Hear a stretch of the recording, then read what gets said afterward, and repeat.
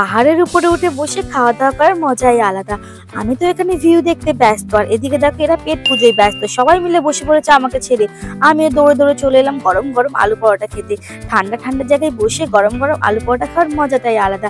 খাওয়া দাওয়া সেরে আমরা সবাই চলে এসেছি। এখন আমরা গাড়িতে উঠবো, উঠে মেন যেখানে ঘুরতে যাবো সেটা এবারে তোমাদেরকে দেখাবো। সেখানে যেতে হলে না ঘোড়ার পিঠে চড়ে যেতে হয়। তো দেখো এখানে প্রচুর ঘোড়া ছিল, আর সবাই এখানে লাইন দিয়েছিল। শেষমেশ আমাদের লাইন কমপ্লিট হলো, আর আমিও উঠে পড়লাম। আমার মুখটা দেখে বুঝতেই পারছো প্রথম প্রথম চড়ছি এইসব জিনিস। আমি ভীষণ ভালো লাগছিল চড়তে, আর ভয়ও লাগছিল। যত উঁচুতে উঠছি না ঘোড়ার গতিবেগটা তত বাড়তে থাকছিল। তো দেখো সমস্ত জায়গায় আমরা ঘুরে দেখিয়ে দিচ্ছি। এখানে আমি নেমে গেছি, আর এখানে না চমড়ি গায়ে রাখা ছিল অনেক। তো সবাই চমড়ি গায়ের পিঠে উঠে ছবি তুলছিল। তো চমড়ি গায়েগুলো না এত সুন্দর ছিল, গায়ে কি বড় বড় লোম, আর খুব নাজুক ছিল। তো দেখো জায়গাটা পুরো ঘুরে দেখে দিচ্ছি। আমার বর এখানে দাঁড়িয়ে আছে, হাতে ব্যাগ নিয়ে অনেক কিছু কিনেছিল। আর এখানে সবাই সিমলা গাল ছিল, ঘুরে বেড়াচ্ছিল। আমার মনে শখ জাগলো, আমি সেই ড্রেস পরে নিলাম, পরে কয়েকটা ছবি তুলে নিলাম। আর আমার বর এখানে অ্যাডভেঞ্চার করছিল, দেখো রোপওয়ে চড়ছিল। ওর অনেক সাহস বাবা, আমি এগুলো চড়তে পারি না তাই আমি চড়িনি। তো এখানেও আর একটা জিনিস চড়ছিল, এই যে এইটা, এর নাম কি জানি না। আমি তাও এটাতে একটু উঠেছিলাম সাহস করে।